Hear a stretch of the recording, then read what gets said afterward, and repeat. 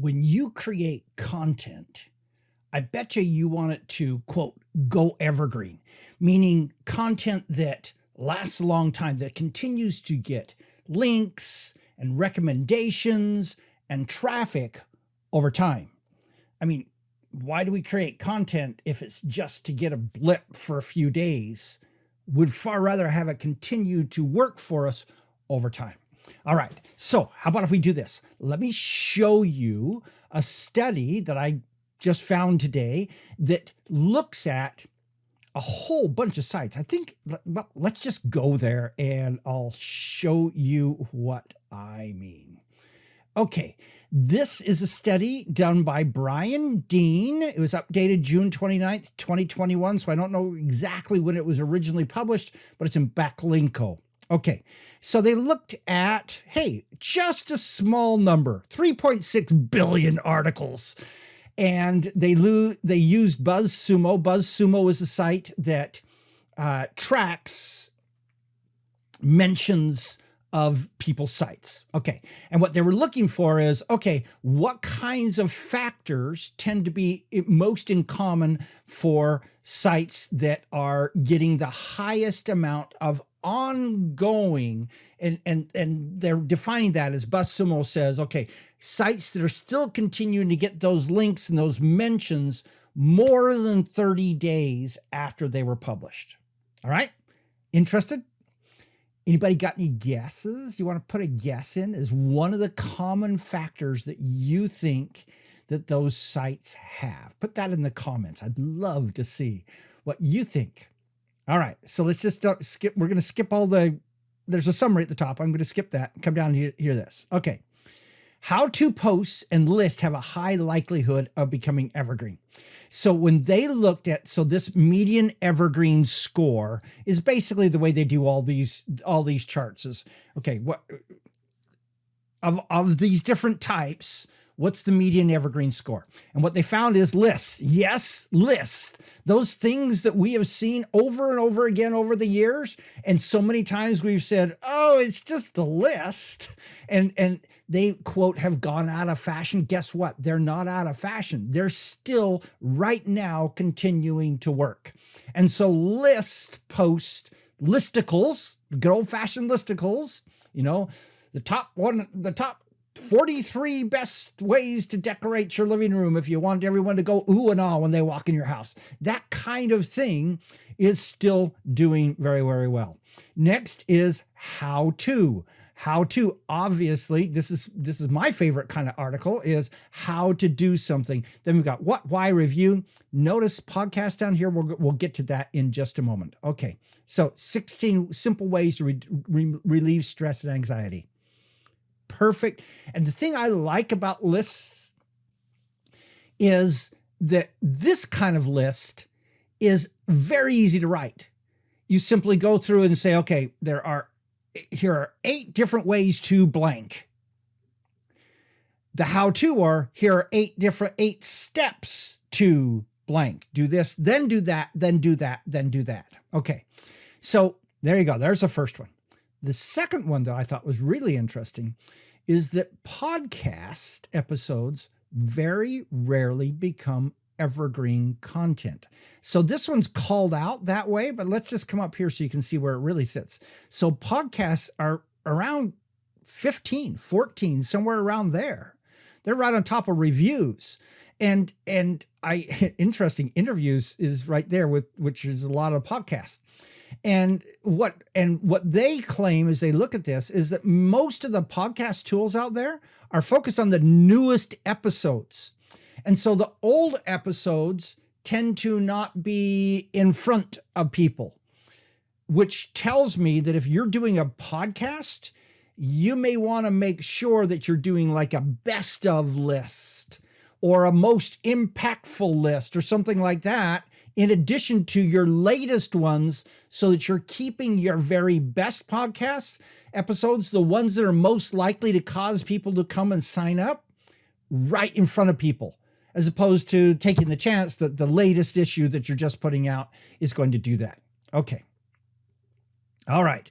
Then they looked at what sites promote it. And what they found was Content with engagement on Reddit has a strong likelihood of becoming evergreen.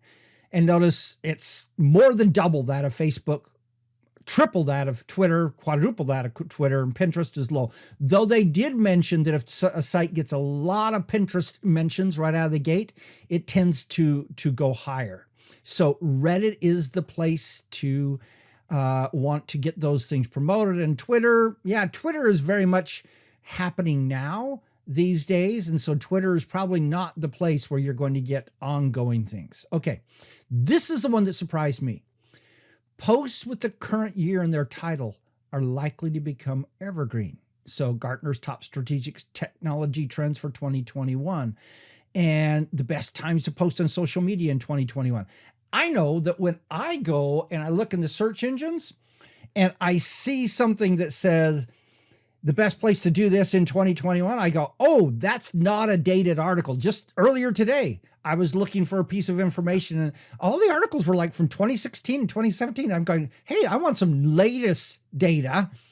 And so this is the kind of thing that pulls me in, and I'm sure it's pulling a lot of other people in. Now, the question comes down to, so here we go. Articles with 2020 or 2021 in their title had higher evergreen scores compared to previous years. And you can see that. Notice it's higher than the previous years.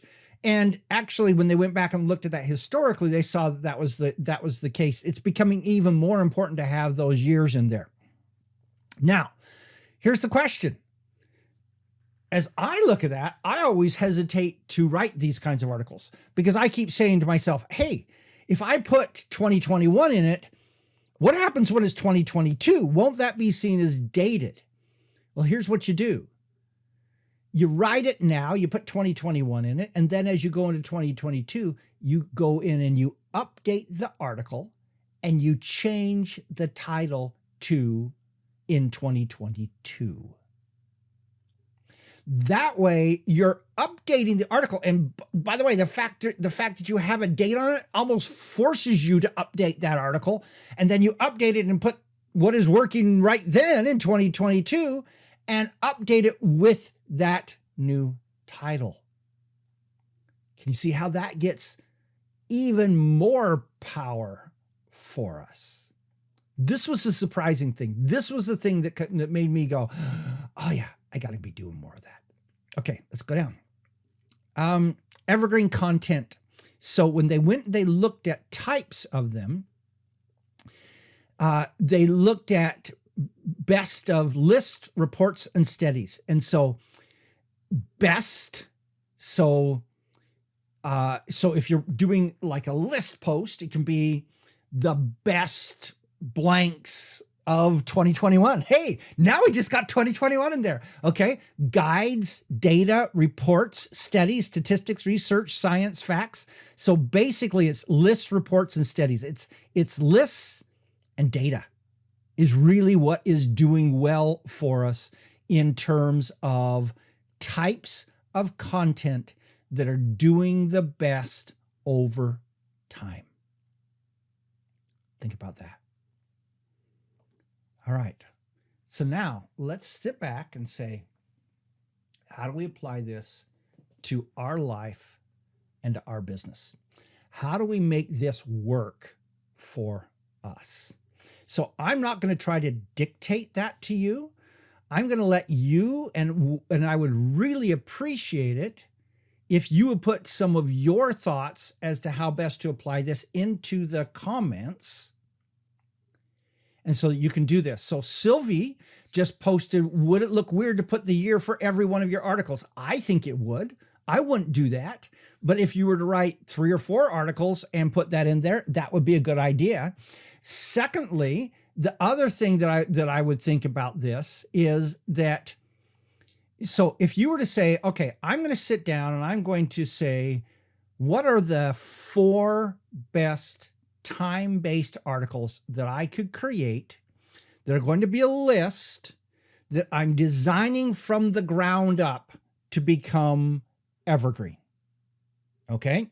So I'm making a commitment as I write this article that I'm going to loop back and update them as time goes on. And so it might be the 16 best tools you can use in your particular area. It could be the 15 best blogs on this subject. It could be the 12 places you should think to visit in 2022. Those kinds of things. And then best, and even if you put the word best in there, those kinds of things. And so that's the first application that I would make is, how about if we sit down and say, let's design 4 of these types of articles in the next 3 months that we can publish. And what I would do, given that it at the time of filming this, it's currently late 2021, I would actually date them 2022. I would say the 12 best tools to use in online marketing in 2022, and build out those articles that way.